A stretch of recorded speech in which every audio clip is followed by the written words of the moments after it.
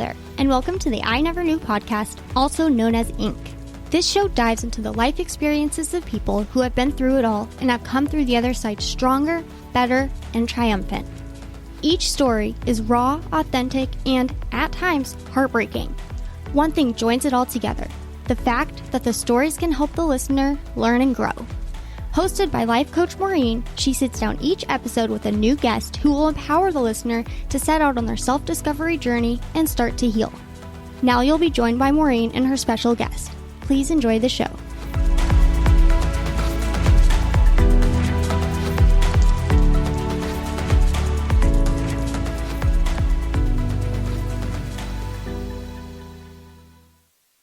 Hello, listeners, and welcome to this week's episode of I Never Knew But My Dog Did podcast. So happy everyone is here today. I hope you had a wonderful week, or you're in the middle of your week, as I post these normally on Wednesdays. I am so thrilled that you're here. I'm so thrilled that we're growing and sharing, and this community is really getting some traction because we're all about the human connection and helping and healing ourselves and one another. I never disappoint. I'm just going to break my arm, patting myself on my back today, because once again, I've brought you an amazing guest. And I am so inquisitive about what she does. And I told her I stalked her website, saw everything she does. Whew, she's a plethora of spiritual tools and spiritual wisdom. And when you guys find out what she does and who she is and just her personality, I love her personality. I already feel a kindred spirit with her. I just love her aura. And you know me, guys, I always say if they're in front of me, then there is a synchronicity for some reason. So as you know, I am Maureen Scanlon, a master life coach, a award-winning author, a podcast host, and an entrepreneur. So all of that about me, lifecoachmaureen.com is where you can find me, but let's just dive into who my fabulous new guest is. So my new guest is Kellee Sparta. She is a transformational shaman, energy healer, psychic, medium, channel, empath, sound healer, and spiritual teacher extraordinaire. Yes, she is. Her almost 50 years of study. How can that be? You're not even like 35 yet. Stop it. You're very sweet. Her almost 50 years of study in personal growth, metaphysics, psychology, energy work, religion, occult practices, ooh, interesting, alchemy, NLP, Chinese medicine, herbalism, and more give her a unique view, allowing her to break down the silos between various practices to see the whole. And she has fantastic programs that we're going to talk about. And something that I'm really excited about that I want her to talk about is her personal and business energy scans. So without further ado, hello, my new friend, Miss Kellee. How are you? Hello, Maureen. I'm so excited to be here. I love it. I could feel your energy when you messaged. I was just like, oh, I got to have her on. Just your humor was like my humor. We don't take ourselves too serious. And that just stood out to me about you, where I'm like, we're going to have a good time. So this is amazing. Now we know where you are, but here on Inc., because my whole goal is to help our audience realize that whatever they're in, that they can get out of, and that they can see the other side of it, and they can have that resilience and that overcoming and that ability to really change that mindset. And in this episode, I really, really love that we're going to more embrace the spiritual side of overcoming. So what we do here on Inc. is we start off with what I like to call your knee story, which is a moment when you were kind of on your knees going, this just isn't working. This doesn't feel right for me. I know I've got a bigger path. What's going on in my life and how do I change it? So I know you have many, as everybody says, I got knee stories. What stands out for you as a knee story that sent the trajectory into this spiritual learning? Yeah, so I know exactly where that was. So it was 1998. I was 28 years old. I was in the middle of my Saturn return, so I am older than you think. And um, the my life, I had built the American dream. I had the big house and the 2 cars and the dog and the trophy husband and the successful business. And I was a pillar of my community. I was running a Habitat for Humanity affiliate as the president. And my life from the outside looked perfect. And I was miserable. Wow. I hated my life. I had burned out on my job in the first year, my business in the first year, and I was 6 years in at that point, and I never recovered. And my husband and I had been in a Cold War internally. We were in massive power struggle and never managed to figure that out either. And the nonprofit I was hiding in the nonprofit. Let's be honest. I was hiding in the nonprofit. I was spending all my time there because it was something I could fix. Right. Oh, right. Turning around and I was like, oh, I can fix this. I can't fix anything else, but I can fix this. Right. What can I control? Right. Exactly. I was such a control freak. Oh my God. It's terrifying. Anyway, even the dog hated me. I mean, the dog really wanted my husband's attention more than mine. I mean, literally, if the dog got in bed with us, she would shove me out of the bed in the middle of the night. That would happen every time. Oh, that's hard for me to believe. Oh my gosh. I cannot imagine a dog ever hating anybody, but you felt the vibes even from the dog. Okay. Every dog I've ever had has loved me. Every dog I've ever met has loved me, except for this one. This one wanted my husband. She wanted to be partnered with him, and I was in the way. So, she was definitely an alpha female dog, and I am an alpha female. So, yeah, there can be only one, right? Anyway, so I looked around at my life, and I had grown up. I don't know if you've ever seen the movie Auntie Mame, but it's the story of Mame Dennis, who was a real person in the 20s, and it's told from the perspective of her nephew. And he tells this story of this wonderful woman who is full of life and just life of the party. And she's got friends who are artists and musicians and big philosophers and, big thinkers. And I always wanted to be Auntie Mame without the alcohol, right? Growing up, that's what I wanted. Okay. Because my mother was an alcoholic. I didn't need the alcohol. But I wanted to be Auntie Mame.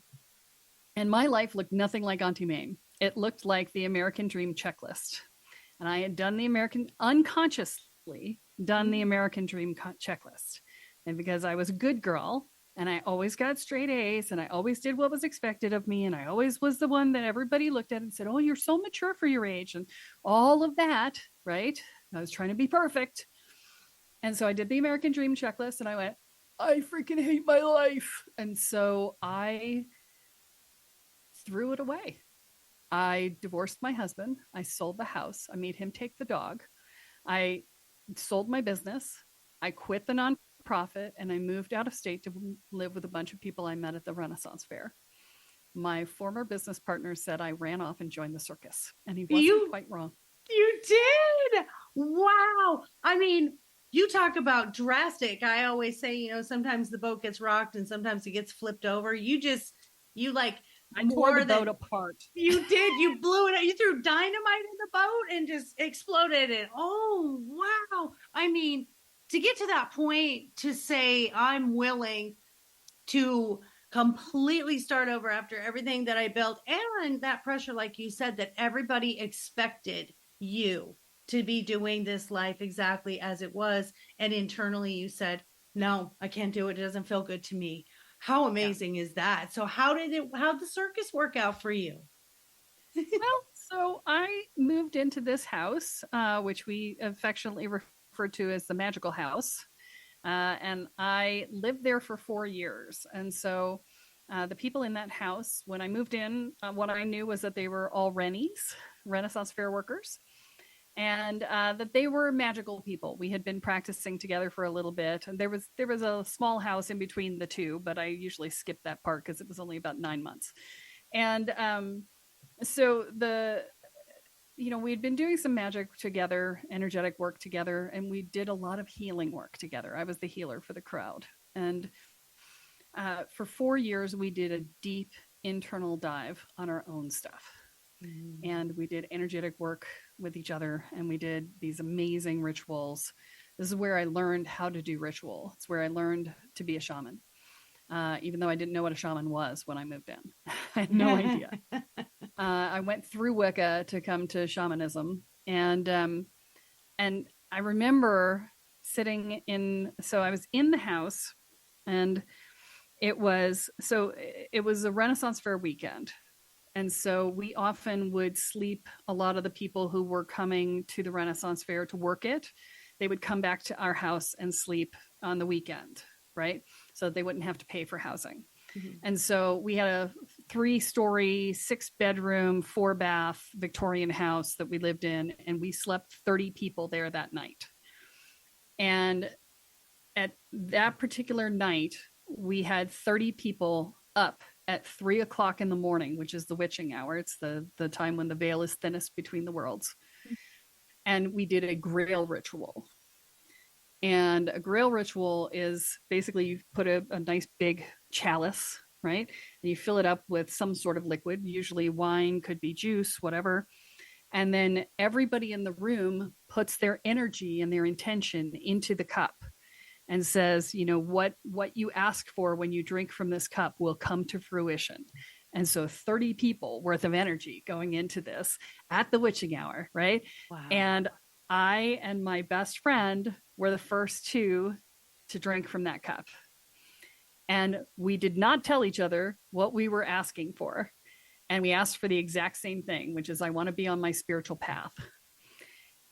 God help you if you ask for this. Let me just say that. Hey, the universe says, hold my beer. Is that what you're saying? Yes, it is exactly that, because our lives just started going kaboom, kaboom, kaboom. I don't remember all the things that happened in my life, but I remember the one thing that was most significant that happened to him, which was that he was halfway through his final semester in college, and he lost his financial aid package. I mean, who hears about losing a financial aid package in the middle of your semester? The middle of the semester, it never happens. But he lost his financial aid package, so he had to drop out of school because the universe went, nah, that's not on your spiritual path. Be careful what you wish for. It was so bad that we, being on the express train like that is kind of like being on a roller coaster. And you're like, this is supposed to be fun, right? Right? Right? And it's so, you're supposed to be going, wee, right? And so we would, anytime one of these things would happen for about 3 months after this ritual that we did, every time one of these things would happen, we would call the other up and be like, wee. There would be no hello. It would just be a wee. It would be like, okay, what happened? Right? I love that so much. It's also the embracing of the ride. I mean, right. That's the beauty of it. And I do believe, and with all your studies, you probably agree with me. I studied NLP as well, but it's once you've removed all of that resistance, and once you're open to the possibilities, it is crazy how quickly things just come your way. I know my whole life was all about resistance, and I don't have a choice. I don't see this happening. This could never happen for me. I'm limited in this. I'm limited in this. And then when you're like, screw it, man, I want to get on the roller coaster ride like you did, and you really got on the ride. You didn't just go on like the little wooden one at a little carnival. You went on like, the world's biggest roller coaster. But it goes cool. Backwards, yes. Yeah, and upside down and loop-de-loop, because you were so open to it. And when those things happen, I still to this day say, can you believe it? And I have a girlfriend who always says, of course I can. And right. But it's still fun when those things happen like that. You go, oh my goodness, I love the wee. I got wee. There you go. So you embraced it. Yeah. And we continued doing work together and for 4 years. And then at the end of 4 years, the house just disbanded. Everybody just went in different directions, like out of state for most of them. Wow. And for me, I ended up on Walkabout. I left the house with the intention of trying to get an apartment. And it didn't matter what I looked for, I got a no. I could not get an apartment. I could not get a roommate situation. I could not anything. I was running a teaching circle at the time, and my roommate, when I said I was leaving, was hurt by me leaving. And so he wouldn't let me come back. And so I was literally homeless. And I'm like sleeping on people's guest rooms and on their couches. I had a different day of the week that I was with each one of my students that I was in their house for like 6 months. I just couldn't get anything. It wasn't that I didn't have the money. It was literally that, and no one would say yes to me, right? The universe was like, no, you are not allowed to land, right? Wow. And then I went to this festival, and the festival led to a ritual to dedicate to Grandmother Spider, and that's its own story. And then I ended up I thought I was moving. I gave away everything I owned, right? I'd scheduled my giveaway before I went to the festival. And then I was at one of my students' houses, and I picked up a random book in her bathroom and opened it. And it said, "The apprentice shaman, before his final vision quest, will give away everything he owns." And I had just scheduled my giveaway. And I went, crap, right? I was like, oh my God, I'm in trouble now, right? What? Right? And so I'm freaking out. And then I ended up at this festival and do this vision quest with Grandmother Spider. And then, a variety of things, a variety of synchronicities happened. And I ended up following a couple of people home to Bloomington, Indiana, thinking, okay, I'm moving, right? And I got there at 5 o'clock in the morning. We're caravanning in at 5 o'clock in the morning. And I come across the threshold of Bloomington, and I'm like, oh, this isn't home. Oh, crap, I'm on walkabout, right? Like, you knew, you felt it. I'd only discovered what walkabout was like 3 months before. So I didn't even know. I mean, literally the universe was like handing me things as I needed them, right? Yeah. And I ended up, for the next 6 months, I was on walkabout, and I went 14,000 miles across the country, each time staying with 95% of the people are people I never knew before I left. And I was living on $350 a month of unemployment insurance and the kindness of strangers. Wow. Yeah. Oh, yeah. And while you're going through that, because what comes to my mind, and I think the listeners would want to know this, I mean, most of us need this stability, but we've been raised with this idea that you have to have stability in an insurance plan and a 401k, and the faith that it takes to go out on a walkabout and just say, the universe is going to provide for me, must have been scary in a way. But also, I think you were at a place where your mindset said, I'm giving it up to whatever's supposed to be, right? It's really funny because people were telling me the whole journey. They're like, oh, you're so brave. And I didn't feel brave because I didn't feel scared. Oh. And so, it didn't occur to me that there was a bravery associated with just being willing to do the process, right? So I didn't accept their thing around that. But now I'm older and wiser. I recognize there is a wisdom there that yeah, it did take some bravery to do it. But I felt so guided at the time that I literally was not worried about it. I just was like, it'll be what it'll be, and I'll end up where I end up, and whatever. But I literally had nothing. I mean, I had to declare bankruptcy a few years before because of my business got caught in that 2001 9/11 business downturn thing, and so the business was only just nascent to begin with, and so it didn't make it. So I declared bankruptcy back then. And so I had no credit cards. I had in the bank, a friend of mine had paid for the tattoo that was my vision quest. So she had given me that money. And then somebody else, I had my car broken into the month before I left. And they stole the old laptop that had been gifted to me by a friend of mine's boyfriend who had bought state of the art for his business. It's 1994 and this was like 2002, right? So it was a 6-year-old laptop. It was state of the art at the time it was purchased. And And because he had bought it for his business, he still had the receipt. And so my insurance company paid me replacement value, which was $1,700 for what was basically a $50 laptop at that time.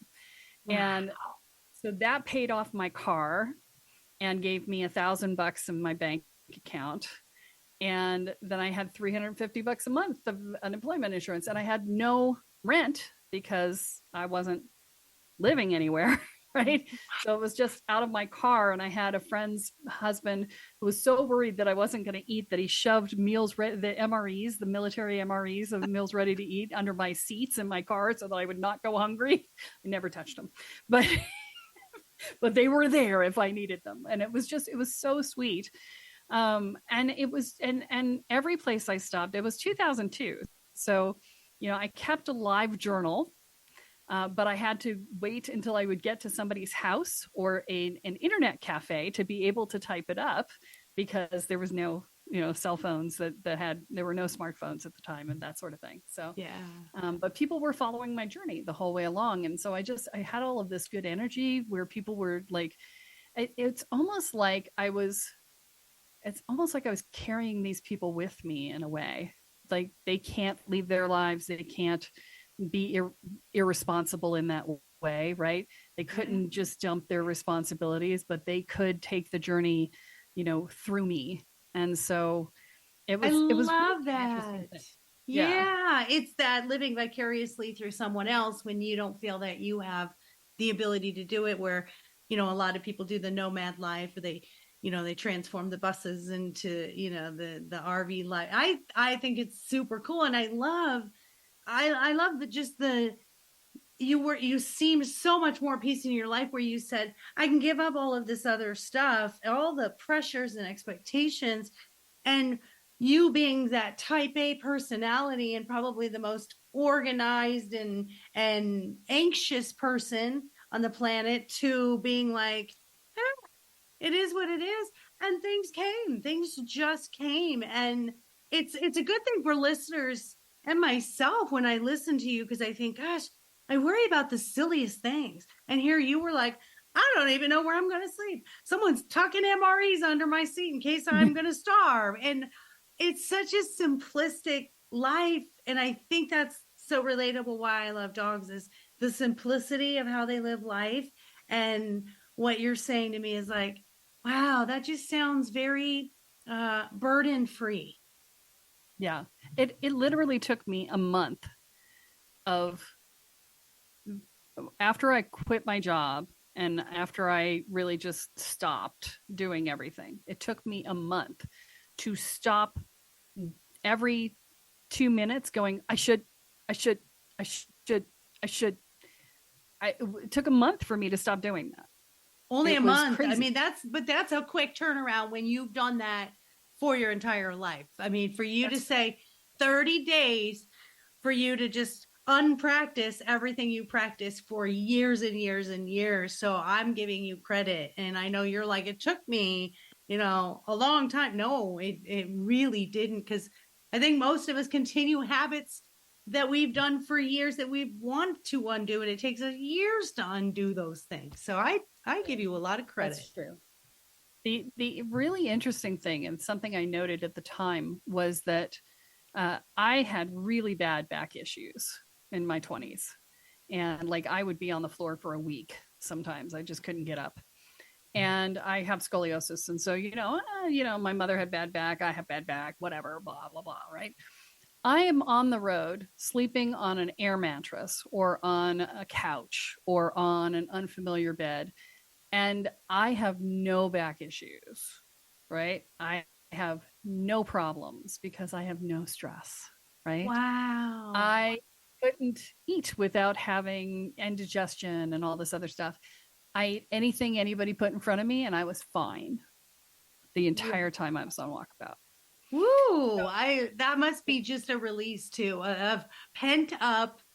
I always say physical or mental overspills and emotional overspills into physical, and just that pent up years and years, stomach problems and back pain and headaches, migraines. It's that telling us, that indicator that, yeah, something's not good. We got to do something differently. I love that you mentioned that. Well, and it's so funny because, flash forward to 2020, and I was really stressed because, I have comorbidities and, we're sitting there, we're wiping everything down and the angst in the world. And I was watching the news for the first time since 1996 and I wanted nothing to do with it and it made me crazy. And so I was super stressed, right? And I was having migraines, like 10 to 12 a month, a lot of migraines. So that's like almost every other day, right? Every third day. Yeah. And then in 2022, we moved to Panama, right? And within 6 months, I had dropped 25 pounds without trying.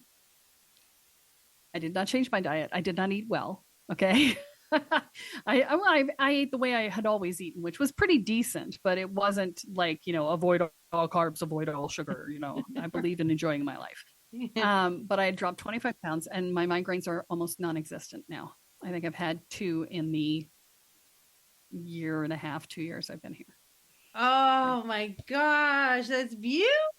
I mean, you're a testament to, when you clear out physically, mentally, emotionally, and spiritually, the garbage you don't need, your body thanks you, your mind thanks you, your emotions thank you. And I love that. And I agree with you. In my situation, getting out of a really bad relationship where I was being stalked and harassed, I had cervical cancer, I had skin cancer. I was walking with a cane from rheumatoid arthritis at 38 years old. And when I got rid of that garbage, dumped that toxic waste, I stopped taking every medication that I had. And then I was taking walks, I was exercising, I was working out. I didn't need an inhaler for my asthma. I know exactly what you're feeling because you don't know until you go through it. But trust us, listeners, trust us. Me and Kellee are doing a dance around you right now saying, please, please, please do this because we promise you. And even if it's just a little at a time, the relief that you feel physically is just amazing. So 2022, you go to Panama. Yep. And now, did you start a new practice in Panama? What are we doing in Panama now? Are we still walking about? What are we doing here? No. The walkabout ended years ago. But I'm doing what I've been doing for the last 6 or 7 years, which is I'm running my programs online, and I'm doing retreats here in Panama, which I love. I'm so excited. And I'm doing, the work that I do is preparatory work for everything else that you want to do. So one of the things that I see happen all the time, and people are they're waking up at a faster rate than I've ever seen in the 50 years I've been studying this stuff. And just to be clear, my mother raised me in the New Age movement. I've been doing this work since I was 5. So she said I was talking to ghosts in my crib. So there you go. But in all of the time, I've never seen people wake up this fast, this often, this many, and I've never seen them wake up this far along in the journey, and that's new. So they started waking up quickly in roughly 2016. There was like this flood of people coming in. And then in 2020, with the pandemic and the forced hermitage, the speed at which, or the level at which people were waking up increased. So they're waking up instead of just sort of going, hey, I think there might be more to life than this. And, hey, I'm kind of hearing a little thing, or I had a weird dream or whatever. Now they're going, ghosts are coming in and talking to me on a regular basis. And I think my grandmother is talking to me, and I think I have a shadow person in my house and maybe a portal, and I don't know what these things are. Can you help me? I mean, like that level of they're coming in at that level. And that's unprecedented in the last 50 years of my experience in this industry. And so because of that, people need foundational work, and they need it at speed because they're too far along to not get it at speed, right? They need the basics really quick. Right. And so, what I have done is on that walkabout I took, I started writing a book, because every place I stopped, people asked me the same freaking questions over and over again. And I got tired of answering them. And so one day I sat down at somebody's computer, and over the course of 3 days, I wrote 45 pages of a book. And I would just hand them a copy of it and say, read this, and then we can talk. And that gave me a little downtime, because when you're in other people's houses all the time, there is literally no downtime. You are singing for your supper at every moment. So it's okay. Yeah, it's a lot. And so, I started this book, and then over the course of the next 20 plus years, I added to the book. And so basically the book was the first 45 pages were everything I knew up until that point, that I had learned from my childhood and all the way through, that was personal growth oriented, right? Not everything I knew, because that would be too much. But, the important part about evolving as a person was in those first 45 pages. Very efficient. And then over the course of the next 20 years, it was everything that I did that worked, I added to the book. And so the book became 185 pages. And then in 2017, I evolved it into a program, because I had given the book away at various times over the years, and then cycled back and said, hey, did you ever finish the book? And they would say, no, I'm still on chapter X, and X would be different for every person. And I would say, and how long have you been on? I was like, if you wandered off and forgot about it, and they're like, no, still actively thinking about chapter X. And I'm like, how long have you been actively thinking about it? And they're like, 3 months, 2 years. And I'm like, okay, you're stuck and you don't even know it. Wow. Like, right. And so that's why I was like, I can't put this out as a book. I can't, because people will get stuck and they won't even know it. Yeah. And so I turned it into a coaching program in 2017. And actually I split it into 2 programs in 2019. And then in 2020, I expanded the length of the first program. I doubled the length of it, because people were not getting through it as quickly. And so they just couldn't make the process, because the first program is 5 years worth of personal growth work in 4 months. Yeah. And 2 years worth of energetic training in 4 months, all the same thing at the same time. Right. And then, the second program is 10 years worth of personal growth work in 7 years worth of magical training in a year. Yeah. And so, but it is the express train to get you ready for anything else you could possibly need to do, right? It's taught without religion. It's taught without, a specific spiritual context. It's taught from a metaphysical perspective. So it's very neutral. So it can serve to work with any religion or practice or anything you want to do later. But it gives you the foundation to, the first program is all about teaching you how to manage your own energy field, how to work with your own energy field, how to maintain yourself and your emotions, how to deal with fear and anxiety and worry and dread and self-doubt and inner and outer judgment, and how to build a foundation of self-support and courage, which is that together creates a energetic safety, right? It's mental, emotional, and energetic safety, so that you're no longer an anxious ball on the floor, right? Which is what I was back in the walkabout time, right? Yeah. And then the second program, it takes you to the next level. It teaches you how to do all the basics of ritual, and how to work with the elements, and how to create altars, and how to do energy matrices, and all sorts of energetic stuff. There's the law of attraction we work with. It's a year. It's a lot of stuff. So really foundational understanding of how energy and magic works. And so when you understand how energy works, then you can, instead of learning how to do spells or intentions or prayers or whatever you want to call them, where you work with formula, right? Where it says here, use this, and where you're learning how to cook out of a recipe book, right?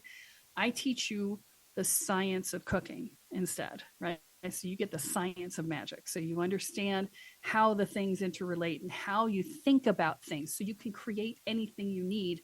You don't have to go onto the internet and hope somebody didn't give you something that's messed up, because there's a lot of messed up stuff on the internet right now. Yes. And I love this. This is so fascinating to me and I was taking notes, and I'm thinking, I always tend to say anyone who's doing any kind of self-awareness, self-reflection, self-correction, we're all saying the same thing. We're all wanting the same thing, and it's to do better and feel better. I think to bring it down. And when you say first and foremost, the energetic safety, I love that so much, because I call it your heart guard. And that's, what I wrote in my book, because I just remember so many people were allowed in, especially when you have a very empathetic spirit and soul. You want to help. You're gonna soak and absorb all this stuff in, and having that energetic safety or the heart guard, it says, I still want to help people, but I have to make sure that I'm okay first. I love that. And the elements and rituals or prayers, I love that you say there's neutrality, because there's so many people that will say, well, my religion doesn't allow me to believe in this thing that you're talking about, or my spirituality doesn't believe in Wicca. And we've been programmed to think good and evil. And really, spirituality is not about good and evil. Spirituality is just about awareness and manifesting, right? And intention setting.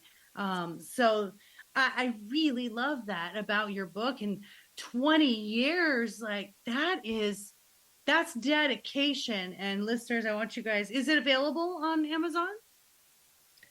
It's not as a book now, it's as a program, remember? Oh, that's right. Turned it into a program. You turned it into the program. So this is fantastic. I want to know how, what are the steps and how long is the program? So the program is 1 year. So the first program is 4 months. Okay. The second one is a year. The first program gets you to mental, emotional, and energetic safety. Okay. The second program is claim your space, set your boundaries, own your power, internalize your sense of value, and learn how to love yourself. Those 5 things, along with emptying the well of rage and doing some work on opening your heart, those things will solidify your energetic container, your identity, and your sense of self. And when you have that solid container, then and only then should you ever consider doing what they call shadow work. And that's where you start digging out the stuff in the dark places inside of you. Because if you try and do shadow work before you solidify your energetic container, one of 2 things will happen. If you have good sense of self-preservation, which most of us don't, but if you do, then nothing will happen. Okay. And you should consider yourself lucky. Okay. If you have a terrible sense of self-preservation, which most of us do, then you will re-traumatize yourself if you have not solidified your energetic container first, because you cannot hold a container for yourself. And so, to do work on yourself at a deep level, to do what I call identity level work, right? It's where you're walking yourself from one identity into another, where you're letting go of your ego and you're stepping into a more authentic place within yourself. That requires an ego death or a shamanic death, which is the old you dies and the new you is reborn from that. That level of work requires a container to work in. And if your container isn't solid, then you're going to have a really hard time doing that work without hurting yourself. Wow. And so that's what this is designed to do. It's the precursor to any shadow work that you do. And you really want to have this, because especially since some of the shadow work containers that are out there are ones where people are doing deep level ritual and things like that. And I've seen some good ritual. I've seen a lot more bad ritual.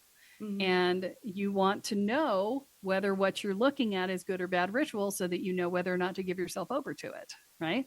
And if you don't have that knowledge, then you're walking in blind, and then, who knows what's going to happen. Right. So this is the thing that you want to pay attention to. So I have to tell you, having started 50 years ago in the 70s, right? Everybody in the 70s who was in this work was absolutely committed to their path, because to come out in public in the 70s and say that you were a spiritual person was to be called a crackpot at every moment. Yes. That everybody thought you were a nut job, right? And I mean, my father's funeral, 2017, right? I was at my father's funeral, and people who knew my mother, who was very much into the spiritual world, People who knew her saw me at the funeral and came up to me and said, "Oh, we knew your mother when your parents were still together, blah blah blah." And they said she was such a free spirit. Okay, that is code, Southern code for crackpot, right? And they weren't wrong. My mother was a free spirit. She was, but it was just, that's what you got when you told people about it in the 70s, right? Yeah. But what that meant was, if you got the information, you were getting good information from real people who knew and studied and actually did the work. Today, the information is far more available, but every Tom, Dick, and Harry is out there trying to peddle some aphorism that they learned on the internet that they don't understand completely. And they copied from 6 different websites thinking, well, if it's on 6 sites, it must be right, which there's no guarantee of that, right? Yes. Everybody's copying everybody else.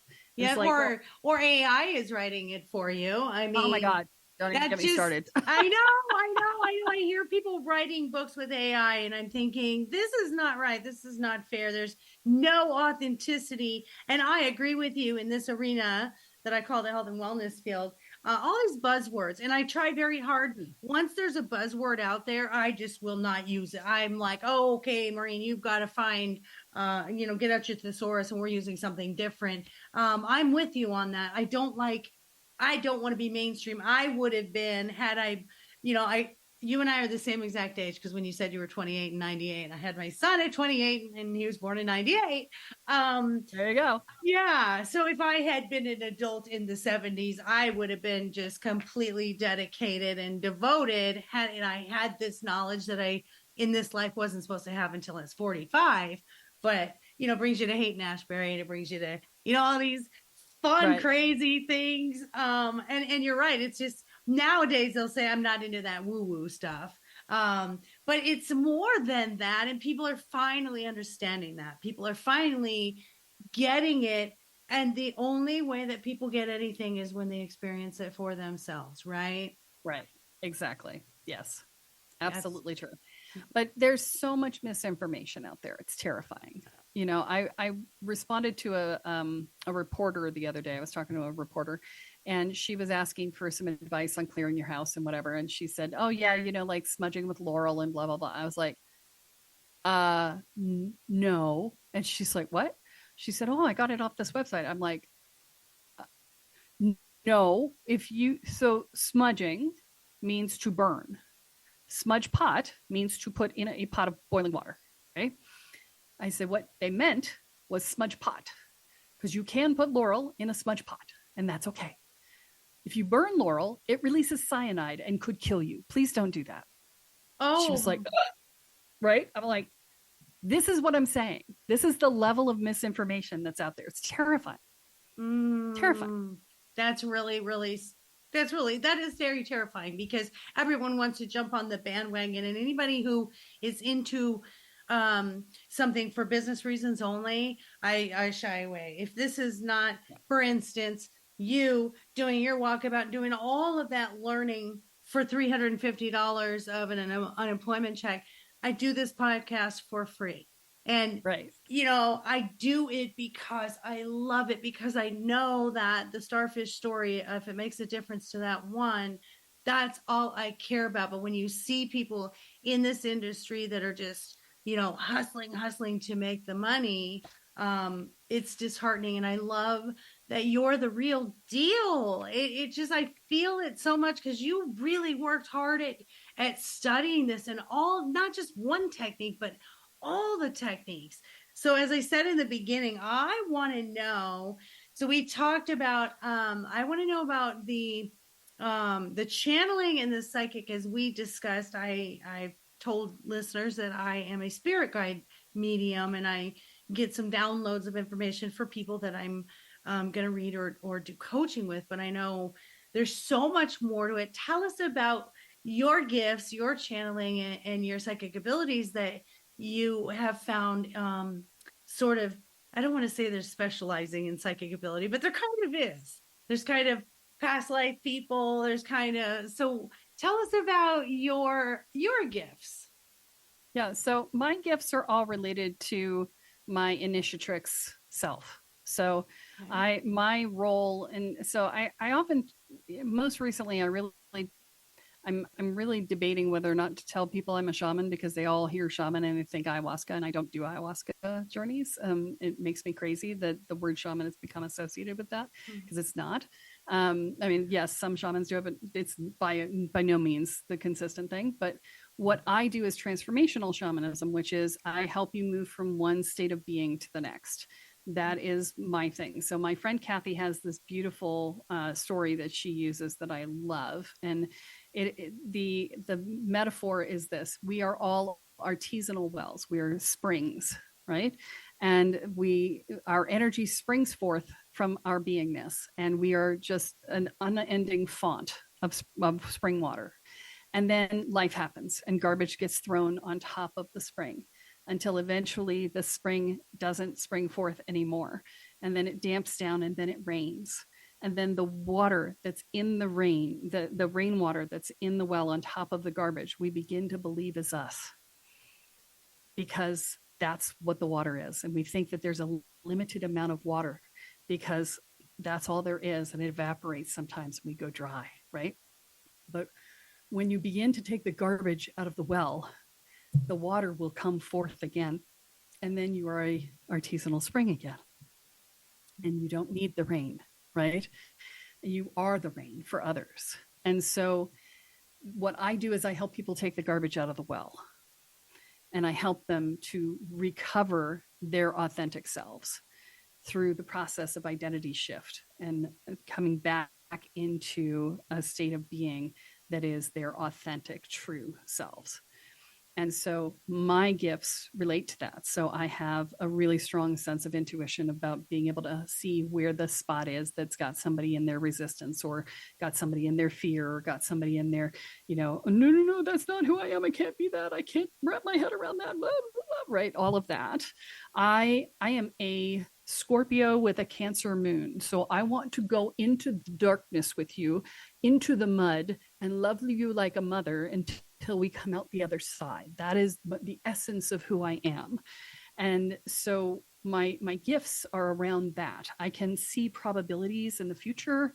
I can read the timelines. I can check the Akashic records for different information. I channel different entities to take commitments and write them on the Akashic so that people can step into that and have universal source follow, give them full support. I do mediumship. So if somebody is needing a message from someone who has crossed over in order to make that transition in their lives, I do mediumship for that. And I do sound healing, and to break up the energies in their system and to allow things to flow more smoothly. I do energy healing for the same reasons. I have a background in Chinese medicine, and so acupressure, it's just all of it, right? I'm a healer, right? Love it. Yeah. I'm in. I just, the first part you were describing, like, I'm so fascinated by Akashic records. Like, I have some memory of past lives, and it just fascinates me. And then bringing that forth to this life and setting the intentions and having, source and universe like back you up on that. Oh, I am so in. I'm so in. And then when you do the scanning, so that was really fascinating to me. Obviously it sounds like there isn't anything that you can't do related spiritually and energetically, but tell us about the personal energy and business energy scans that you do. Yeah. So the personal energy review, we call it a spiritual evolution energy review. So seer, right? And so what we do there is I have done over 3,000 of these. And so what happened was, in the course of doing 3,000 plus of these things, I have learned that there are 38 common blocks that most people on a spiritual path have. Nobody has all of them, but everybody has some of them. Mm-hmm. And so I go in and I look at your aura first, and I see what's going on there. Is there anything going on in the world around you that's impacting that? What's going on for you now inside your aura? It's just sort of a snapshot of what's true for you in the moment. And then I drop into each of your chakras individually. I look for all of those blocks that I've identified over the years. And then I ask, is there anything else I need to know? It's because some things are unique to individuals, and then they'll show me whatever I need to know. If there's a quick answer in the moment, I give it. If not, then we look at it at the end. Most people have somewhere between 8 and 16 blocks at any given point in time. And the blocks are really, people are like, oh, it's a report card. It's like, no, it's not really.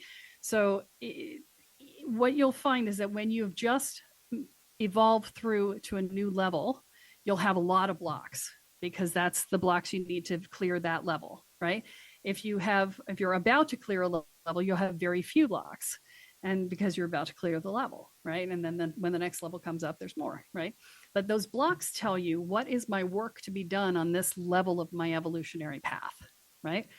And then within that, we look at the context of all the different blocks that show up and say, okay, here's the theme that is the overarching theme. And there's usually between 1 and 3 themes for the person. And then at the end, we're like, okay, so here's the themes. Here's the order in which those themes should be addressed, because I can look and I can test your energy field to see, if we move this, what happens? If we move that, what happens? And so I can see what's the most efficient path. Sometimes people get very stuck on their path because they're working on a symptom instead of the cause. And so I'm like, don't work on this one. It's a function of this one over here. Go work on this thing over here instead. And because this will go away when you move this, right? And that's a way that people get stuck in their path, as they work on the symptom. And so I really clearly identify what are the things that you need to address, what are those themes, and then we look at, where can you get that work done? Wow. And how do you do it? So that's amazing. Can you give me an example of working on the symptom versus working on the cause? Can you give us an example of what that looks like? Yeah. So if you, hold on, let me think through something here. If you have a history of abuse, in physical abuse usually, right? Then sometimes you will have a need to be invisible. That's a block. It's like, I want to be invisible. That's how I stay safe, right? Mm-hmm. And you will have a fear around safety and security. So the need to be invisible will show up in the 5th chakra. And then the fear about safety and security shows up in the root chakra, right? And so people will be like, oh, well, no, I need to be seen. This happens a lot with the business energy scans, right? Because when you're doing a business energy review, the process there is how do I impact my business, and how does that keep me from being seen better, right? How does it keep me from being successful? And so with a smaller business, it's basically the personal one with some understanding of how it's impacting the business, right? With a larger corporation, then that's more complex. But I'm just going to talk about it from a smaller business perspective right now. So let's say that you have a business, your business is doing okay. It's not great. You have an energy review done for yourself and your business, and it comes back that you're hiding, right? You're trying to be invisible, and you have fears around safety and security, and probably a not good enough going on in the 3rd chakra at the same time, right? So things tend to go together, right? So in this case, you could work on I need to be seen more. I'm going to put myself out there more. I'm going to do Facebook Lives, and I'm going to, you're trying to get over it by getting over that thing. But the fear around safety and security and the fear that you're not good enough are the things that are keeping you from being able to be successful, no matter how hard you put yourself out there, right? Because part of you still wants to be invisible.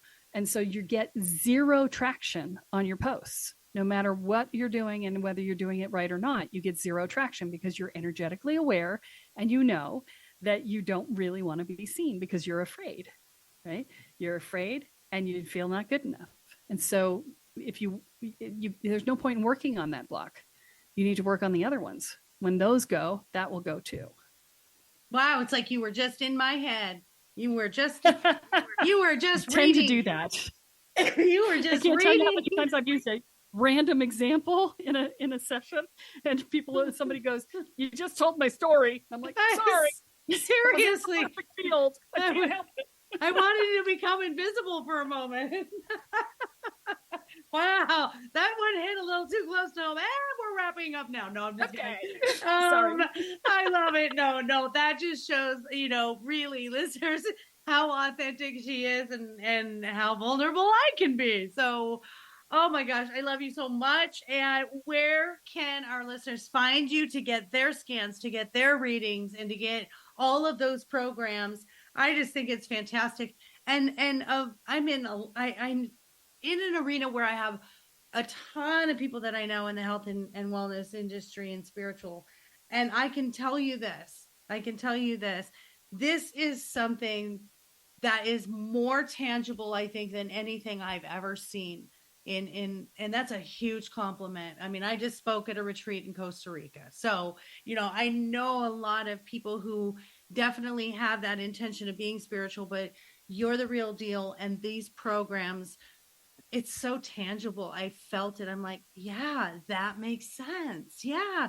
The solidifying your energetic container makes so much sense to me, because it's your stability. And when that is stable, and however we look at it or word it, for me, it's confidence. For me, it's you have to have those boundaries. You have to establish and integrate. First, we find out what it is, and then we integrate it, and then you have to practice it for a while. That solidifies your energetic container. So we're saying the same thing, but yours is, in my opinion, so tangibly effective, I think, as far as really doing that deep spiritual work. It helps to be both highly intuitive and an engineer brain. So I'm like entirely structure oriented. And so, my brain is, it's so funny, because when I started running my first podcast, I had it was supposed to be a beginner's podcast. And my friends came up to me about 6 months in, and they're like, "Oh my God, I love your podcast." I'm like, "Why? Why do you love my podcast? It's for beginners. You're not a beginner. Why are you listening to my podcast?" And they're like, "You don't understand. You're taking every 2-hour class I've ever taken in my entire life and stitching it together into a big worldview." And I was like, I had no idea I was doing that, but it makes sense, because that's how it works in my head, right?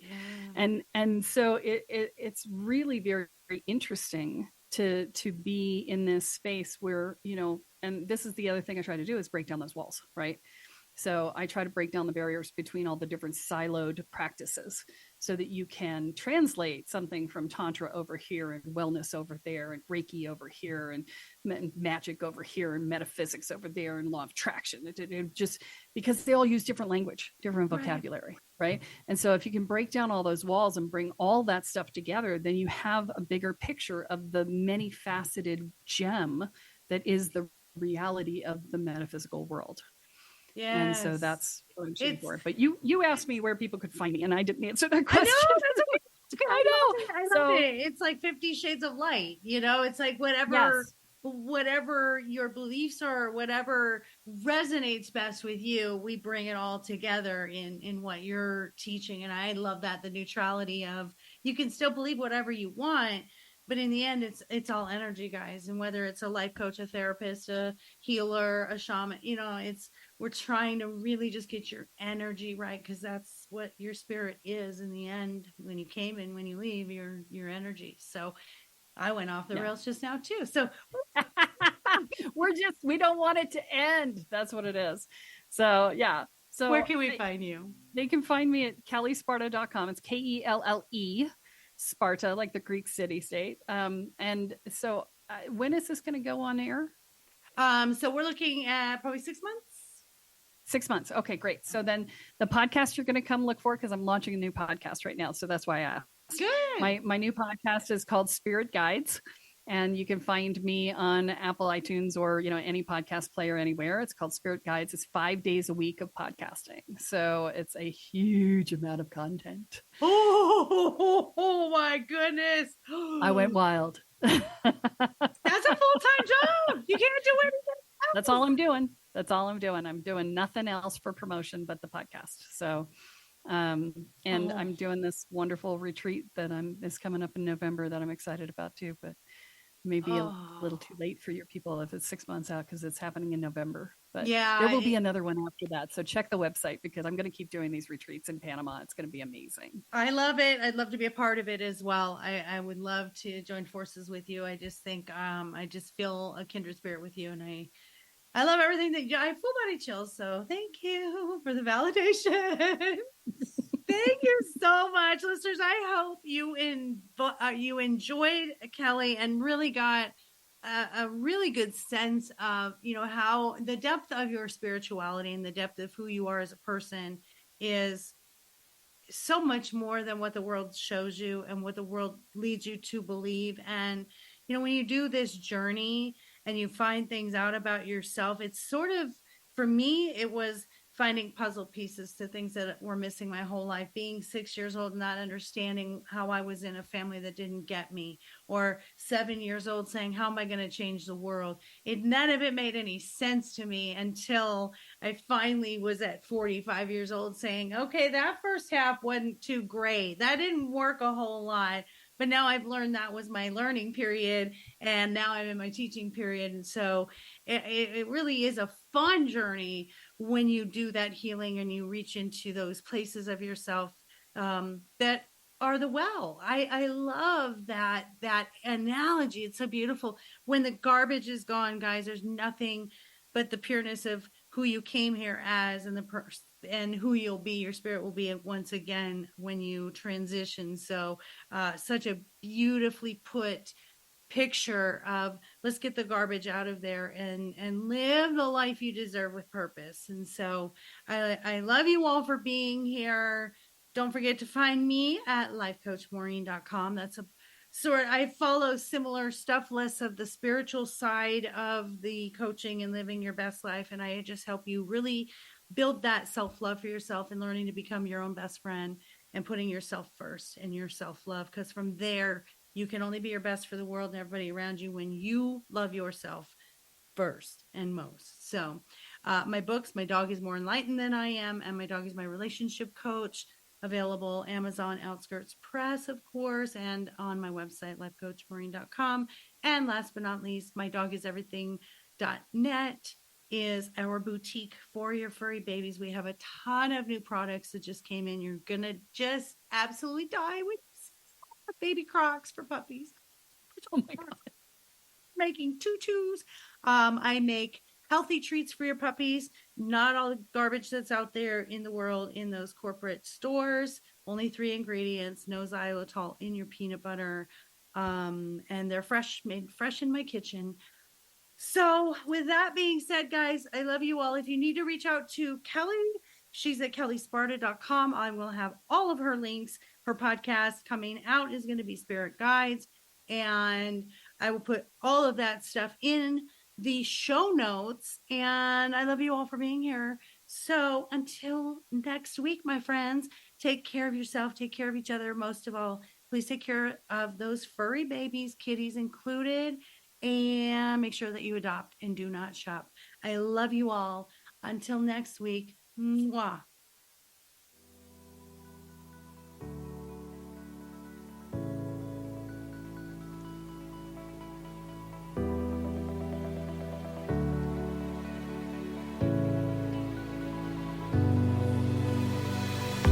Thank you for tuning in to the I Never Knew podcast. If you found today's episode inspiring and educational, please be sure to follow, subscribe, and spread the word. The more people that join the Inc. community, the more it can develop and influence others as we work together for a healthier and brighter future. Until next time.